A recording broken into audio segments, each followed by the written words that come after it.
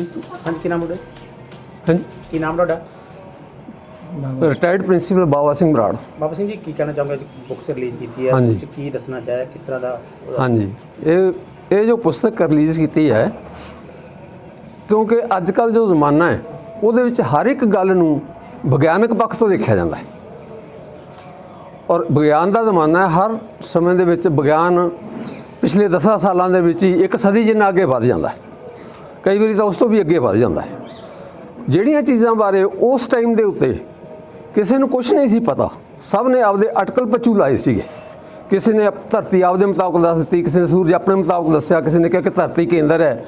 ਇਹਨਾਂ ਸਾਰੀਆਂ ਗੱਲਾਂ ਦਾ ਪੁਰਾਣੇ ਸਮੇਂ ਦੇ ਵਿੱਚ 17ਵੀਂ ਸਦੀ ਤੋਂ ਪਹਿਲਾਂ ਦੀਆਂ ਸਾਰੀਆਂ ਗੱਲਾਂ ਰਹੀਆਂ ਨੇ ਅਤੇ ਹਰ ਇੱਕ ਫਿਲਾਸਫਰ ਨੇ ਜਾਂ ਹਰ ਇੱਕ ਸੋਚਵਾਨ ਬੰਦੇ ਨੇ ਆਪਣੇ ਮੁਤਾਬਕ ਉਸ ਦੀ ਪਿਕਚਰ ਪੇਸ਼ ਕੀਤੀ ਆ। ਜਿਸ ਤਰ੍ਹਾਂ ਯੂਨਾਨੀਆਂ ਨੇ, ਬੈਬੀਲੋਨੀਆਂ ਨੇ, ਵੱਖਰੇ ਵੱਖਰੇ ਵਿਦਵਾਨਾਂ ਨੇ, ਅਰਸਤੂ ਵਰਗਿਆਂ ਨੇ, ਅਰਿਸਟੋਟਲ ਵਰਗਿਆਂ ਨੇ ਜੋ ਪਿੱਛੇ ਦਿੱਤੇ, ਬੜੇ ਸਿਧਾਂਤ ਆਪੋ ਆਪਣੇ ਦਿੱਤੇ। ਪਰ ਗੁਰੂ ਸਾਹਿਬ ਨੇ ਜਾਂ ਗੁਰਬਾਣੀ ਨੇ, ਜਿਹੜਾ 12ਵੀਂ ਸਦੀ ਤੋਂ ਗੁਰਬਾਣੀ ਸ਼ੁਰੂ ਹੋ ਜਾਂਦੀ ਆ, ਗੁਰਬਾਣੀ ਦੇ ਵਿੱਚ ਉਹ ਚੀਜ਼ਾਂ ਜਾਂ ਉਹ ਵਿਗਿਆਨ, ਜਦੋਂ ਅੱਜ ਅਸੀਂ ਕਹਿੰਦੇ ਹਾਂ ਕਿ ਕਿਸੇ ਵੀ ਗੱਲ ਨੂੰ ਪਰਖਣ ਵਾਸਤੇ ਵਿਗਿਆਨਕ ਵਿਧੀ ਵਰਤੀ ਜਾਂਦੀ ਹੈ ਔਰ ਬੰਦੇ ਦਾ ਇਹ ਦੇਖਿਆ ਜਾਂਦਾ ਕਿ ਇਸ ਦਾ ਦ੍ਰਿਸ਼ਟੀਕੋਣ ਆ ਜਿਹੜਾ ਵਿਗਿਆਨਕ ਹੈ ਜਾਂ ਨਹੀਂ ਹੈ। ਵਿਗਿਆਨਕ ਵਿਧੀ ਸ਼੍ਰੀ ਗੁਰੂ ਗ੍ਰੰਥ ਸਾਹਿਬ ਵਿੱਚ, ਗੁਰਬਾਣੀ ਦੇ ਵਿੱਚ ਉਸ ਸਮੇਂ ਤੋਂ ਹੀ ਹੈ ਜਦੋਂ ਤੋਂ ਇਸ ਦੀ ਰਚਨਾ ਕੀਤੀ ਗਈ ਹੈ।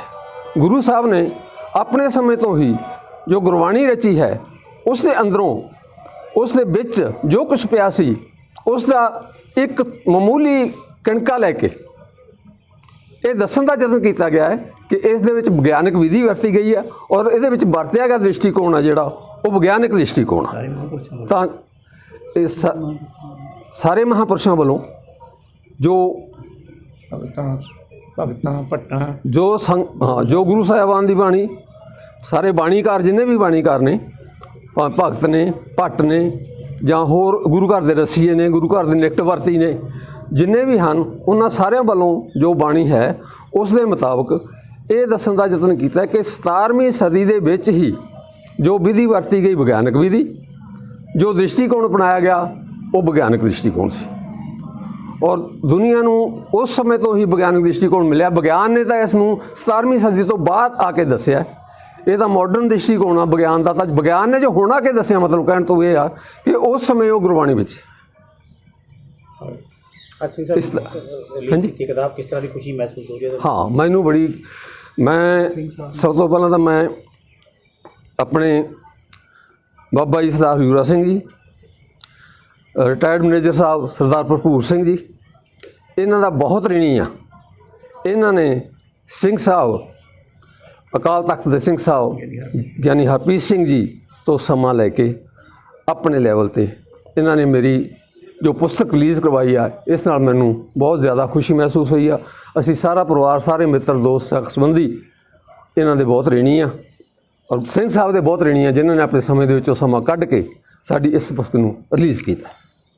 ਹਜ਼ੂਰਾ ਸਿੰਘ ਜੀ। ਬਾਬਾ ਜੀ, ਕੀ ਕਹਿਣਾ ਚਾਹੋਗੇ ਕਿਤਾਬ ਬਾਰੇ? ਜੋ ਕਿਤਾਬ ਲਿਖੀ, ਕਿਸ ਤਰ੍ਹਾਂ ਦਾ ਜਿਹੜਾ? ਮੈਂ ਕਿਤਾਬ ਬਾਰੇ ਇਹ ਕਹਿਣਾ ਚਾਹੂੰਗਾ ਵੀ ਮੈਂ ਗੁਰਬਾਣੀ ਦੀ ਸੰਥਿਆ ਕਰਾਉਣਾ, ਜਿਹਦੇ ਵਿੱਚ ਪ੍ਰਿੰਸੀਪਲ ਸਾਹਿਬ ਵੀ ਆਉਂਦੇ ਆ।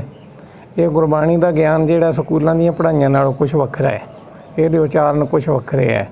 ਜਦੋਂ ਗੁਰਬਾਣੀ ਦੀ ਸੰਥਿਆ ਹੁੰਦੀ ਹੈ, ਇਹ ਸਭ ਤੋਂ ਸਿਰਮੌਰ ਇੱਕ ਬੰਦੇ ਆ ਪ੍ਰਿੰਸੀਪਲ ਸਾਹਿਬ, ਜਿਹੜੇ ਸਵਾਲ ਕਰਦੇ ਹੈ ਇਹਦਾ ਅਰਥ ਭਾਵ ਕੀ ਹੈ, ਗੁਰਬਾਣੀ ਕਿੱਥੇ ਉਚਾਰਨ ਕੀਤੀ ਗਈ। ਮੈਂ ਸਮਝਦਾ ਵੀ ਬਹੁਤ ਇਹਨਾਂ ਦੀ ਸੋਚ ਅੱਗੇ ਹੈ।